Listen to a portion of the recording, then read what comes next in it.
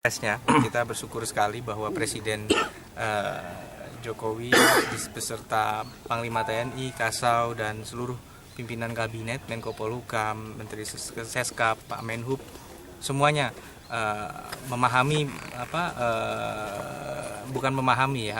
mendengarkan aspirasi dari masyarakat di 8 kabupaten di selatan Jawa Timur ini, bahwa kita tuh nggak punya pilihan.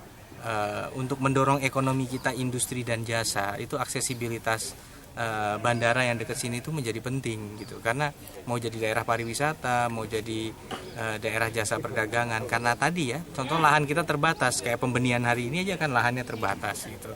Artinya sedangkan penduduk kita jumlahnya besar gitu, dikombinasi semua aja bisa 8-10 juta yang akan mendapat manfaat dari bandara ini gitu. Jadi kita berharap lancar sampai akhir proses, di mana bandara akan diletakkan di wilayah Karisidenan, ex-Karisidenan Madiri dan Kediri, Madiun dan Kediri, dan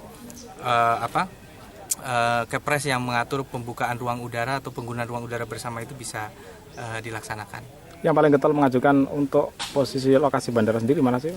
Saat ini kalau dibilang getol, kelihatannya ada etika bersama yang dijunjung oleh para kepala daerah. Hanya mengajukan saja, kooperatif kalau dimintai data atau dikaji bentuk dukungan setempat yang bisa dikasih. Jadi seperti kita ketahui, Pacitan, kemudian Kediri, Blitar itu punya lokasi yang sudah lama pernah dikaji.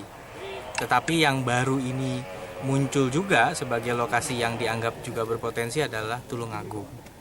Kemudian opsi yang satu lagi adalah jika diperkenankan menggunakan lapangan udara Iswahyudi yang sudah ada.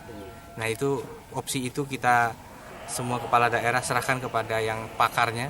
Mereka akan mempertimbangkan semua aspek untuk menentukan mana yang terbaik. Buat kita selama pilihannya ada di wilayah ini, nggak di luar wilayah ini, insya Allah nggak apa-apa.